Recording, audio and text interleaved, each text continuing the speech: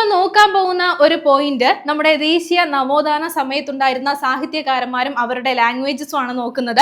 ആദ്യം നമ്മൾ നോക്കുന്നത് ബംഗാളി ഭാഷയിൽ പ്രധാനമായിട്ടും രചനകൾ രചിച്ചിരുന്ന രണ്ടുപേരെ കുറിച്ചാണ്.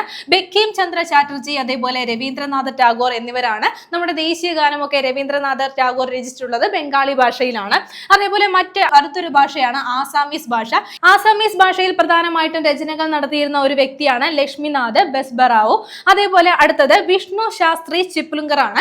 അദ്ദേഹം രചനകൾ നടത്തിയിരുന്നത് മറാഠി ഭാഷയിലാണ് രചനകൾ രചിച്ചിട്ടുണ്ടായിരുന്നത്. ഇനി തമിഴ് ഭാഷയിലെ പ്രധാന ഒരു എഴുത്തുകാരനായിരുന്നു, സാഹിത്യകാരനായിരുന്നു എന്നാണ് സുബ്രഹ്മണ്യ ഭാരതി എന്നുള്ള കാര്യം ഒന്ന് നോട്ട് ചെയ്യുക. ഇനി അടുത്തത് ഭാരതേന്ദു ഹരിശ്ചന്ദ്ര അതേപോലെ പ്രേംചന്ദ്. ഇവരെന്താണ് ഹിന്ദി ലാംഗ്വേജിലാണ്, ഹിന്ദി ഭാഷയിലാണ്. അപ്പോൾ പ്രേംചന്ദിന്റെ ഹിന്ദി ഭാഷയിലുള്ള മറ്റ് രചനകളും ഒക്കെ നമുക്ക് പഠിക്കുന്നതാണ്. അടുത്തത് നമ്മൾ നോക്കാനുള്ളത് ഉറുദു ഭാഷയിലാണ്. ഉറുദു ഭാഷയിൽ ആരാണ്? അൽതാഫ് ഹുസൈൻ അലിയാണ്.